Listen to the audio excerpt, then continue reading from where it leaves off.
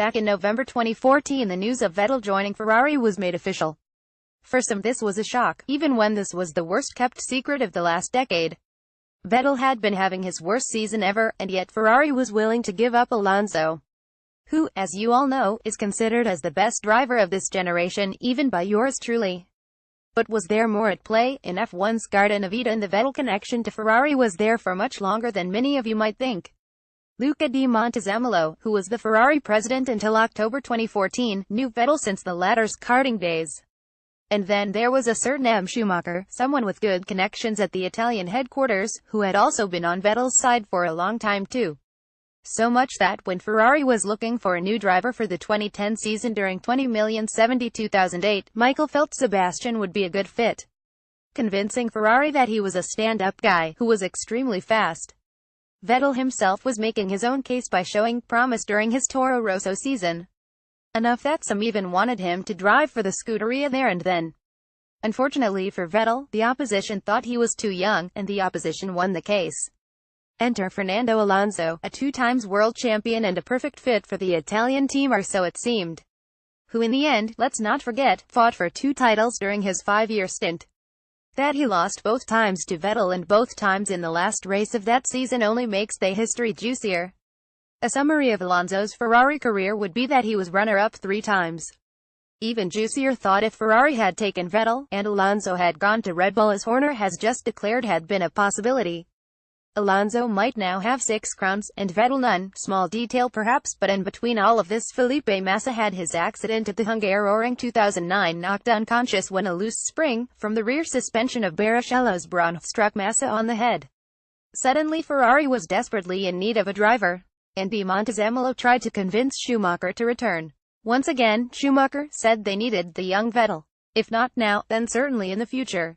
There was contact between Ferrari and Vettel, both times through Stefano Domenicali. But again the naysayers won. It's no secret that Vettel had been dreaming of emulating Schumacher since his childhood. Perhaps a good way to approach your career, since Schumi won 7 titles. It would be worse if he had molded his career on Taki Inoue. If you're reading this Taki, I'm sorry, but it's true. After being his idol, Schumacher now became much more. Vettel found a mentor. Back to Alonso. When he started driving for Ferrari, there was a certain honeymoon period, where everything seemed to fit. He liked the team and the team liked him. Furthermore, it seemed like he was fighting for the championship right from the beginning, since he took the win in his Ferrari debut race, but honeymoons don't last forever. The first major crack in the marriage appeared after Alonso lost the title at Abu Dhabi in 2010.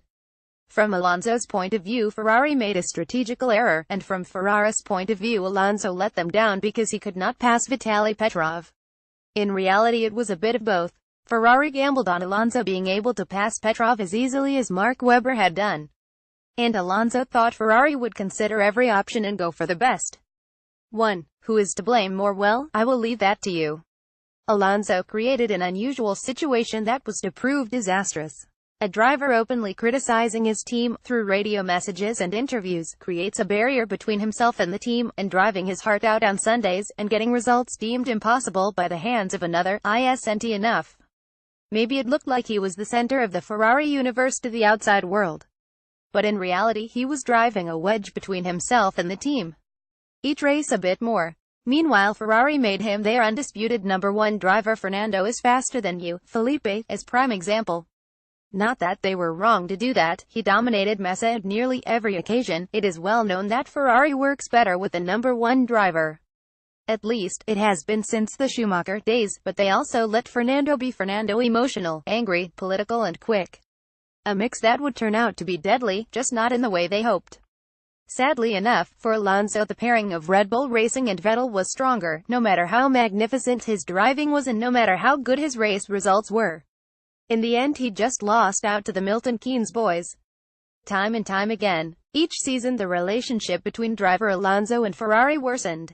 Why else would Vettel secretly go to Bologna during the winter of 2001-2013, at the height of his Red Bull success, to talk with Luca di Montezemolo? Ferrari was already planning its next move.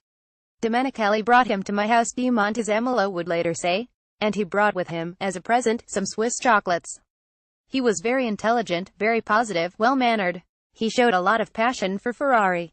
He was just like Michael had told us, and I was convinced he had what we needed as a team. So I told him, why won't you join us? He said, Ferrari is my dream. I have a contract, but I have options. So I said, listen, if we can do it, let's try. That's when we learned about his performance clause. It is this clause that would play a crucial role in this Shakespearean tragedy. The clause was an option that would set Vettel free of his existing contract 1 year early, if a certain performance wasn't met by a certain date. Vettel confessed to the Italian newspaper La Gazzetta dello Sport a while ago, I told Michael about the possibility offered by Domenicali, and he said that if I agreed I would find a nice atmosphere and a great enthusiasm in Maranello. Throughout 2013, Stefano Domenicali would meet several times with Vettel, in Switzerland, to discuss a game plan, a plan that came with high risks. First of all, there was no certainty that the conditions of the clause would be met. In 2013, Vettel was cruising to an easy victory, with an all-conquering Red Bull. Something that could not happen in 2014, if Vettel wanted to use his clause to get out of his contract without breaking it. Secondly, Ferrari had to try to retain their number one driver Alonso, who became more and more disillusioned with the cars he got from his team. If Ferrari did not succeed in retaining Vettel, it could not afford to lose its big-name driver. However, the upside for Ferrari was that only they, Di Montezemolo and Domenicali, Red Bull and Vettel, knew about the clause. And of those, only two who knew about the game that was being played out in the wings. So, while keeping Alonso at arm's length, Alonso, and his manager Flavio Briatore, went into every negotiation without ever having all the relevant information. Talk about bringing a knife to a gunfight. This is the main reason why Ferrari and Alonso never reached a conclusion, and the talks were ongoing long into the 2014 season. Ferrari did everything in its power to stall the talks as long as possible. Fortunately for Ferrari and Vettel, there came help from an unexpected quarter. During the winter tests, it looked like Red Bull was in for a lot of trouble. It was so bad that when we look at the combined mileage from all three winter tests, only two teams performed worse: Marussia and Lotus. And to make matters even worse, Lotus had only taken part in 2 out of 3 tests. This all meant Red Bull went from 4.5 relatively trouble-free years to 1 full of mainly Renault failures. It was as if Vettel and Ferrari had been praying for such an outcome, and their wish was being granted. Suddenly Vettel's task of underperforming got a lot easier. Not to say that Ferrari's own season went well. Once again, the car seemed unable to win, even in the hands of Alonso. He only managed to get 2 podium places in the whole season. This ongoing underachievement would trigger new side effects that would cause a major plot twist. The downside of being a big brand like Ferrari is that, unlike in the good old days, the people at the top are corporate businessmen, not racers. In Ferrari's case, which was part of the Fiat Chrysler group, those businessmen were John Elkann and Sergio Marchionne. When one of the lead actors in this drama, Stefano Domenicali, resigned on April 14, the Fiat bosses installed Marco Mattiacci to take up the vacant seat as managing director and team principal. Mattiacci was quickly informed of the secret Vettel plan by Di Montezemolo, and in turn, he also flew to Switzerland a couple of times to meet with Vettel. From here on out, everything moved into a higher gear. There was a final meeting between Mattiacci, Di Montezemolo and Vettel to sign a pre-agreement. Now, all Vettel had to do was drive under a certain level, in order to earn his get-out-of-jail-free card. Luckily for him, the 2 Mercedes cars seemed invincible. But when they were beaten, it was always by Vettel's new teammate, Daniel Ricciardo. Sub didn't enjoy the regulation changes. Christian Horner would try to explain the situation. He didn't enjoy the new engine, the feel from the new system, the power unit, the brake-by-wire, the lack of downforce. You could tell he wasn't happy. He was preoccupied, and to compound that, Daniel won 3 races. There was that feeling, am I enjoying this as much as I thought I was? Horner would add, it was like someone had taken his toys away. It took him a while to get to grips with that. It was not something he was used to. He went through a period of disillusionment about the direction Formula One was going in. There was a stage last year when he thought about whether he wanted to stop or not, whether he was getting the same level of enjoyment or not, and whether or not he wanted to continue. He went back to basics and drove a kart in the middle of the year to get back to the bare essence of why he was a Grand Prix driver, and rediscovered his passion for being a Grand Prix driver. Of course, Alonso could not care less about the bad season Vettel was having. After all, his own season was not better, and he could not have anticipated what was going on behind his back, being preoccupied with his own contract negotiations, and not sure whether he wanted to stay or leave the Scuderia. He even got Di Montezemolo to grant him a verbal performance clause. In a 2016 interview, de Montezemolo would say, "I had the feeling that Fernando had got it into his mind that he could never win with Ferrari, and that if he was in a Mercedes, he could win with one hand, and this was very demotivating for everyone. Let me be clear, I believe Alonso is probably the best driver in the world even today, certainly on a Sunday. Maybe not in qualifying, where I think Hamilton and Vettel are maybe faster over one lap, but in the race he is unbelievable, a machine. But we needed motivation, and it made me think what we needed for the future." But then a second bombshell was dropped in Italy. The longtime Ferrari employee Luca de Montezemolo would resign come October, as he could no longer cope anymore with the constant critique of Sergio Marchionne. Marchionne had praised de Montezemolo's success in leading Ferrari to a successful financial position, but criticized the Formula One team's failure to win a drivers' or constructors' title since 2008, saying the important thing for Ferrari is not just financial results but also winning, and we have been struggling for 6 years. At that moment, de Montezemolo laid out all his cards on the table, and revealed Marchionne the pre-agreement he had with Vettel as a sort of going-away present. His second one, if you think about it, since he also gave Alonso a way out too. Once Marchionne learned about what really had been going on behind the scenes, it was arranged to have a three-way conference call. The three callers, Marchionne, de Montezemolo and Vettel. Right there and then the pre-agreement was made final, and Vettel would be a Ferrari driver.